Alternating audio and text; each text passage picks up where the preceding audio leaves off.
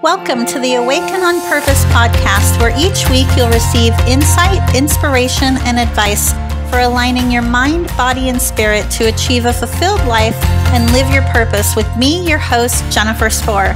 You'll also hear from other leaders who share their inspirational stories and wisdom in living fulfilled, on purpose, and making an impact.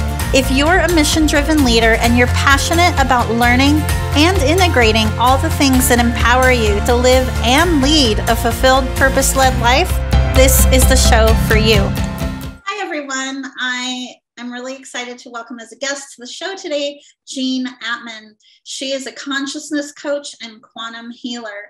She has a unique combination of intuitive energy healing, soul coaching, and belief sculpting that sets the stage for radical transformation. Her primary focus is on empowering women to heal past pain so they can finally build the life they choose. Right up my alley, and I can't wait to have this talk. Welcome. Thank you. Thanks for having me. Yeah, it's a pleasure. So tell us more about what inspired you to get into this work. Yeah, I feel like it's been sort of a soul calling for pretty much my lifelong mission has been to help other people and to help up level people. And for probably, the first half of my life, I didn't understand what that meant just because I was such a hot mess myself. I feel like I came in here with such big lessons to learn with the sole purpose of being able to understand how to work through those tough times in order to come on to the other side and then help other people through that stuff as well. So it's really been a lifelong journey of my personal evolution, as well as professionally evolving within that arena too. Love that. And, let's just jump right in, because before we hit record, you and I were having a conversation about all of, the changes that are happening in the world. And we were talking about the personal development industry and how much fluff that exists. And just for me to clarify a little bit where I'm coming from on that is that, there are a lot of, let's just use some well-known, people in the industry as an example, that recycle the same information year after year. And what that actually does is it develops a codependent dynamic with the consumer. It keeps them coming back for more, but they're not really receiving more. It's like putting a Band-Aid on something that needs surgery. And I just feel really passionate, and that especially in this current world climate we're living in, that it's our responsibility, our sacred responsibility as a service provider, to have the willingness to go deep, to actually empower people to live more evolved and more sustainably. What are your thoughts on that? I completely 1,000% agree. My work really focuses on helping people see what's happening within them. I'm a teacher at heart. So even though I can do some heavy lifting with some big energy movements and things like that, my main kind of aspiration is to teach people how to heal themselves. I'm a Reiki master as well, so I teach people energetically how to heal themselves, but I also teach them how to recognize what's going on inside and to be able to translate those things into where true healing can occur. So many times I find people were trained and taught to look outside of ourselves, to all the things that aren't working outside, and try to maneuver and change those aspects. So I help people to reverse engineer things and to look to see what's going on inside, where that external experience is simply reflecting what's going on inside. So when you learn to translate your thoughts and your feelings and what's happening to you outside, and you start to unearth and allow those things to surface, you can heal at a much greater depth. So I totally agree. When you can go in and heal there, you can change everything externally with a lot less effort. Absolutely. And the programming is so strong. I mean, I resonate so deeply with what you're sharing, because I used to be in that place too. Before I started my, coaching practice a few years ago, I had a well-established corporate career, and like so many people that you reference, right? We have that societal imprinting where we're trained, we're programmed to look outside of ourselves for solutions when we really have, all of those answers within. It's not to say that there isn't a time where it isn't efficient and necessary to reach out for support, right? That's why you and I do the work that we do.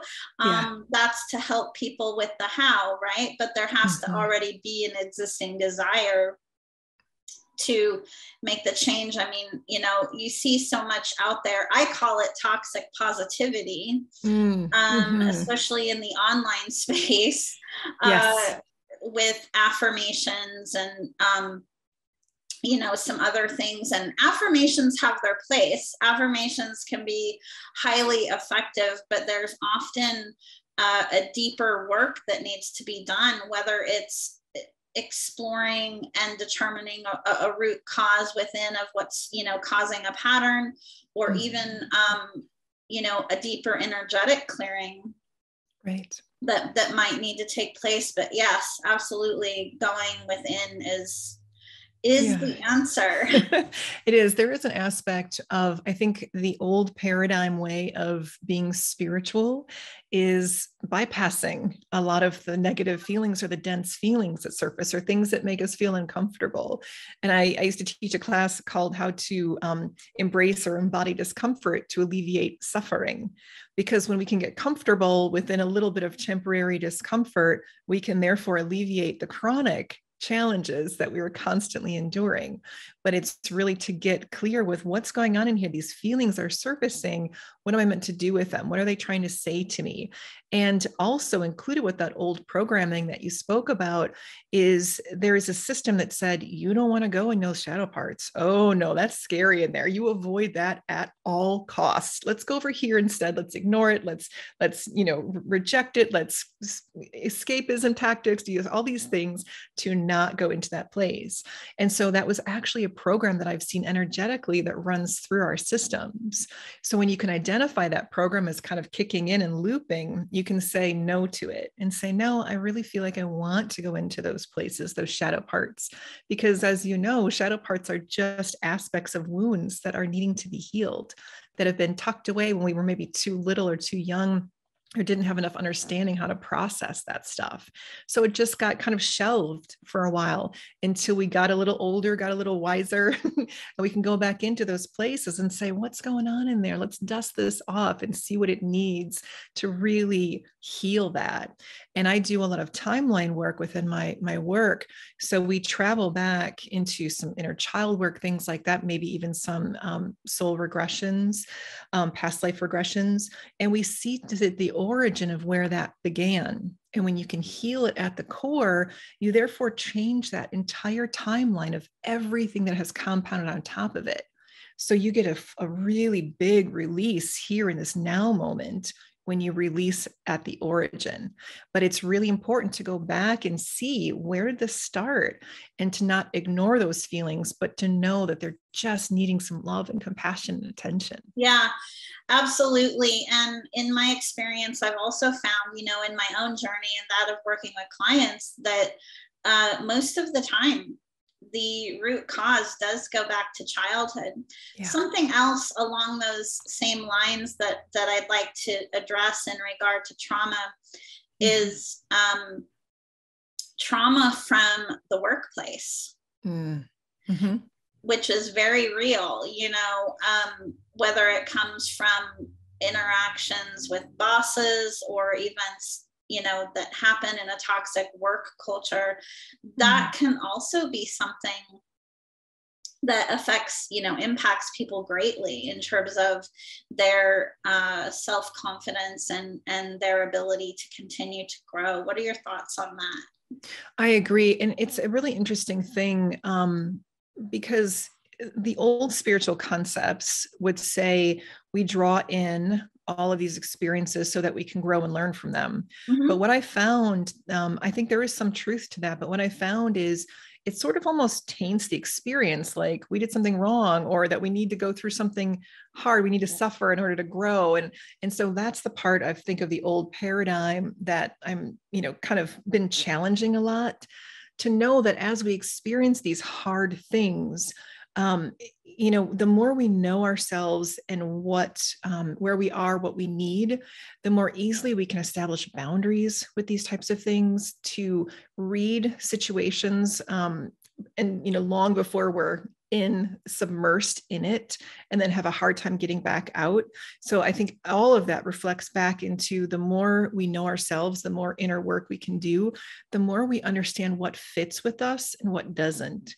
Because in work relationships and romantic relationships, sometimes people stay much longer than what they would choose to, but they don't leave because they feel stuck. They might not see a way out or an exit strategy. They're not quite sure how to manage those things. So they deal with this abuse or toxicity because they're just not sure if they're going to be safe doing something different.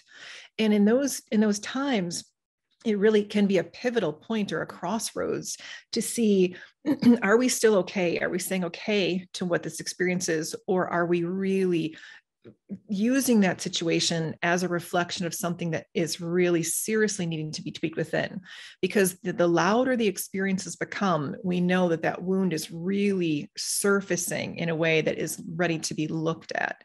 So when those big, toxic, tumultuous situations occur, you're ready to move through something big. So it's a good absolutely. sign. Yeah, I mean, using your emotions serve as a great GPS, basically. For sure. Because I often say that, I really believe that every, conflict in the world stems from the illusion of separation. And when you're feeling anything other than truth and love, that means that you're disconnected. That is a really easy way to tell that something is off. I love that. Very true. Very true. Just going back to that programming, it's just that so many people are taught to believe that they have to muscle through life, that life is something to be endured. And no, if you're feeling stress, if you are constantly feeling anxiety and you're not feeling good about whatever the situation is or whatever you're doing, that's, like you said, it's just an indication that something needs to be explored and something needs to change, and you don't have to settle in life. It doesn't have to be, I have a mentor that says this a lot too. Like, it doesn't have to be this or that. It can be this and that. Right. Right. Yeah. I think that sometimes we feel like in order to stay safe, we have to understand the details and the how things are going to work. And that I see many times stagnates people, because sometimes we don't know that path won't, sort of become present for us until we take some steps forward. So people stay exceptionally stuck because they can't see where they're going yet. But if you can really tune into, what do you desire at your core? What does your spirit, your soul feel compelled towards? And just start moving in those ways without needing to understand why or how, but just that knowing of trusting your feelings, then all of a sudden the path will be uncovered. And it's such a beautiful sort of leap of faith that I always encourage people to start small if that feels really intimidating. Start with something little and then continue to grow that into something that is, more profoundly affecting your life.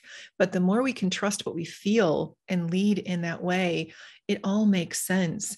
And if I could bring in an example of that, I had one of my cats, he was getting UTIs all the time. And I was out back sitting with him after work one day, and he came outside with me and he started squatting again. I thought, oh my gosh, he's got another UTI. I took him into the vet that next morning right away. And they said, basically, this is his third one in a short amount of time. And we're going to have to basically cut his man parts open, create kind of more of a feminine version of self, so he doesn't have that ureter blocked, and then he won't get UTIs anymore. And I just felt such resistance in my field, and I couldn't hand him over to them to let this happen to him. And I said, no, I don't, for whatever reason, I can't do that. And I'm just going to take him home. And they made me sign a release, and all this because his bladder was starting to get blocked. And I thought maybe I'm just meant to heal him at home. I can do some energy work with him. Maybe I'm just supposed to heal him. And as the day went on, he started to get worse. And I thought, I don't understand. I had such resistance to handing him over.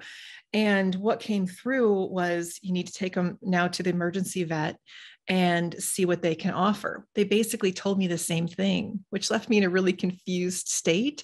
And so I just went in and I started talking to him in spirit. And I said, buddy, what's going on? Like, I'm really trying hard to listen here and to do the right thing. And all that came through was, I don't want that. I don't want that. I don't want that. And he was communicating to me, the resistance I was feeling was coming from him saying, I don't want to go through all of that and be in surgery and have this happen for the next 5 days. And, I'm a senior guy. I'm good. And so the decision was made to put him down and put him to rest.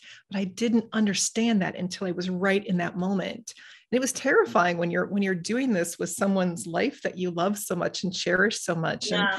And, to just trust where you're led without having any logical explanation for that at all. But until that became clear to me, I didn't know what I was doing until the moment that I did. So sometimes when we trust, and it's hard sometimes to trust, but after that happened, I thought, I will never forget that lesson, because that was so intense, dealing with this poor little guy who's just ready to cross. And I really learned to trust myself from that point forward. Yeah. I mean, I feel like what you said applies to people too, right? It's like, we're often very much in our heads when it comes to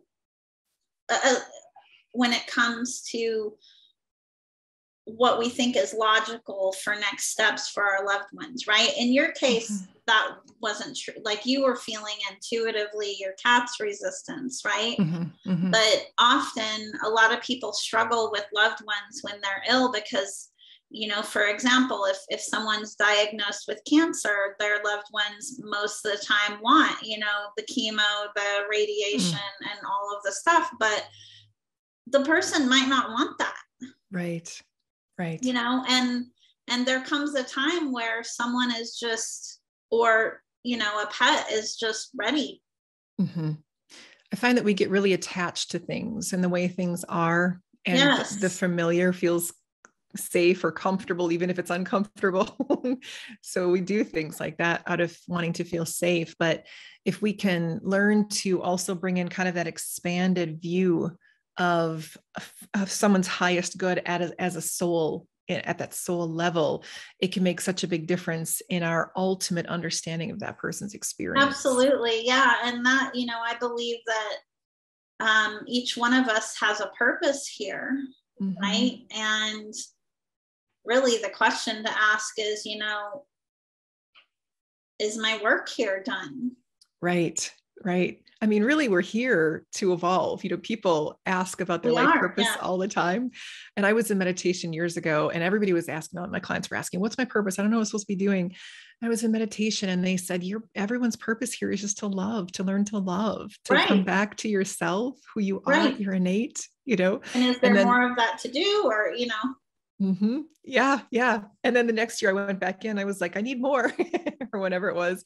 And they said, your purpose is to evolve. You're meant to have experiences. You're meant to have challenges that dig things up, to unearth things so you can unpack them and keep getting lighter and have more experiences. And we get so attached to knowing exactly what we need to do, or feeling like we're supposed to be a master at something before trying it.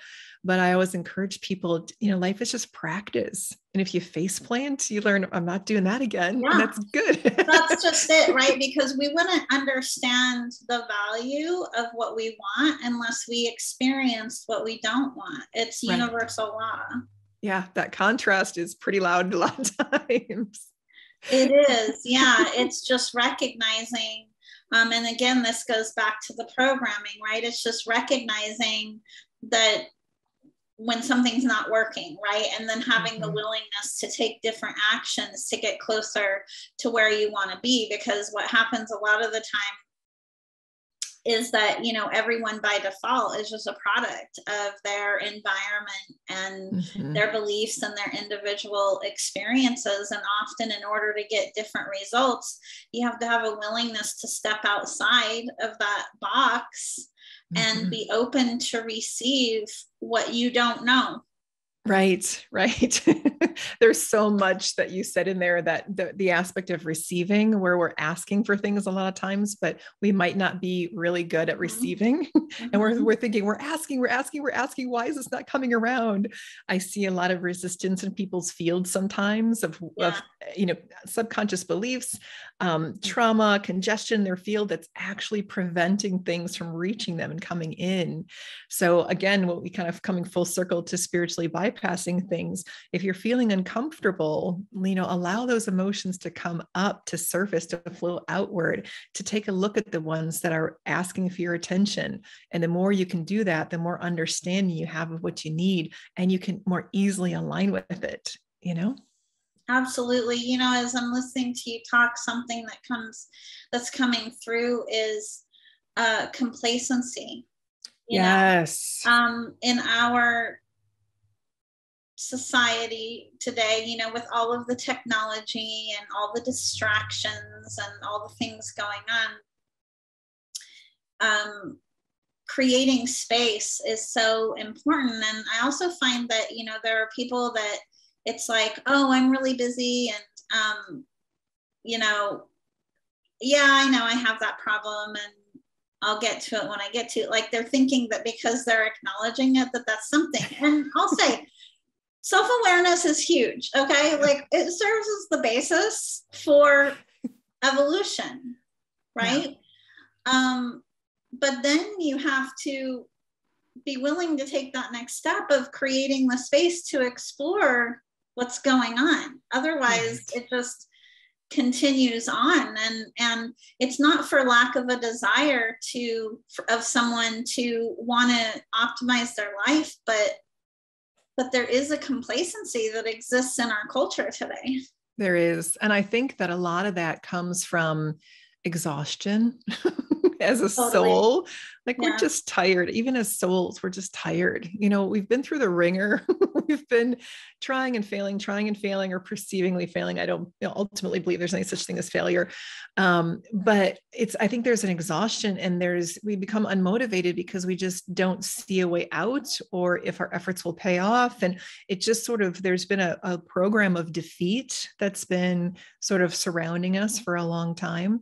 And I will say this, within this ascension process, you know, I read collective energy, and we are all up leveling at a whole new capacity right now.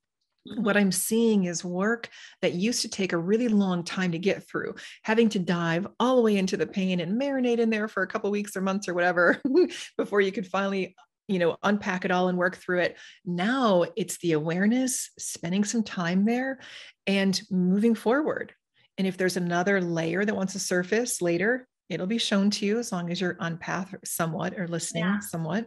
And then you just kind of keep moving forward. There's a sense of freedom that we have access to now that we have never had access to before. And so those people that may have felt a little bit an avoidance of their work, there is sort of this current that's getting stronger and stronger, saying, go within, look at your stuff, see how you're in your own way. And so if people are fighting that current and they have resistance, those aspects will get louder and louder. So if you're finding that things are getting really loud in your life, you're suffering more so than even normal, utilize that as information. And what's so cool about it, because when I first understood this concept, it was mind-blowing to me. There's basically two states of being. There's a suffering state and a beautiful state, and each one is a choice. We think sometimes suffering doesn't feel like a choice because you're just so in it that you can't see a way out. But energetically, I was asking, how does this work? How do you come out of the state of suffering? And I'm a really visual person with my energy work. And they showed me basically, like, you're in a suffering state, you're in this big vat of blackness. And when you recognize your suffering, you want to make change, but there's nothing else available to you because you're literally submersed in this blackness. So it can feel very defeating. So I asked then, so how do I get into this beautiful state from that state of being?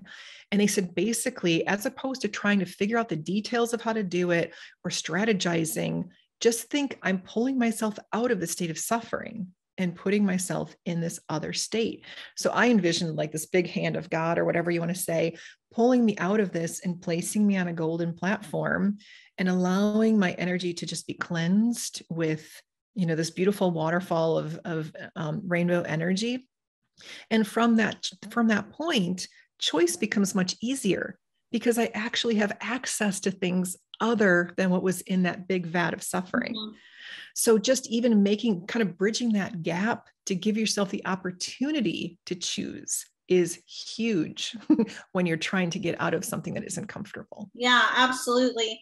Earlier you talked about, you alluded to this and we talked about it before we hit record too, mm-hmm. just that, all the changes that are happening in the world and the importance of having a clear sense of self. This is advice that I often provide too, is that, a lot of people are feeling lost right now, and it's the best way to navigate through uncertain times is to have a clear sense of self and to have a sense of conviction in your values and your beliefs and clarity about who you are. What are your thoughts on that? I completely agree. I feel like where we've been has been living for other people's expectations many times.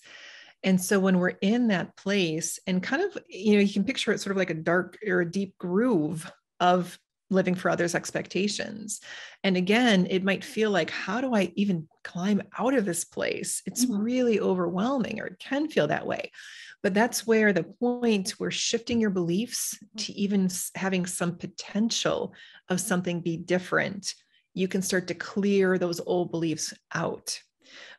So I think that if you're used to being an overgiver, living for others' expectations, feeling responsible for everyone's emotions around you, making sure that you're the caregiver and you're like the mama bear of the room, ask yourself, what do you feel you need to prove? Start to go into that place and challenge, why do I feel like I have to show up for all these ways? What am I getting from this experience mm-hmm. of making sure everyone's okay? Am I being validated in some way? Do I feel worthy of being here because if I do that? And so when you start to challenge those deeper layers of self, then you can get more clear about why you're doing the things you're doing habitually, and you can start to make conscious shifting around those aspects. Absolutely. In closing, is there anything else that you're feeling guided to bring forward?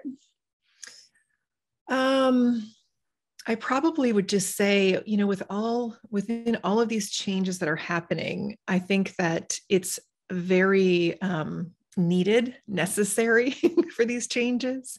So for those of you that might be finding yourselves in a bit of resistance to this, check in with what are you holding on to? Do those old ways even feel good anymore? Are you holding something that you don't even actually want? Are you addicted to a life you don't actually even like? Start to challenge those things within yourself and just even allow yourself to think, what do I want? What would I prefer? Because 9 out of 10 times, if I were to ask somebody on the street, what do you really want? Well, I know what I don't want. Well, great. It's a good place to start, but see if you can take it a step further as to what you actually do. Because right now, the way that the energy is working and the way that we're manifesting, whatever we focus on, we are creating. So if you're focusing on something that you don't want, guess what you're continuing to perpetuate? So whenever you do that, catch yourself and say, oh, I am not going to feed that part anymore. I'm going to feed something that is actually serving me in a direction of my desires. And start to just shift your focus every day. Put a little Post-it by your bathroom mirror when you brush your teeth in the morning. What do I want today? How can I show myself love today? How can I receive love today? How can I feel in full acceptance of myself today? Ask yourself those questions and set that as your intention and see how powerful you are at creating that. Because now is a better time than we've ever had before. I love that. I tell people to use Post-it notes. Yes, I love that. Especially when you're in the beginning stages of making a change, right? It just helps. Having the visual just helps. And yeah, absolutely. I love that. We need that reminder, we're habitual people. We really do. Jean, I have just really enjoyed having this conversation with you. And thank you so much for sharing your wisdom today. Yeah, thanks so much for having me. It was a pleasure being here with you. Thank you. Thank you for listening to the Awaken on Purpose podcast. Please visit me and subscribe to the podcast on iTunes or at awakenonpurpose.com so you never miss an episode. To learn more about how you can achieve a fulfilled life, live your purpose, and make an impact as a mission-driven leader, visit me at jenniferspore.com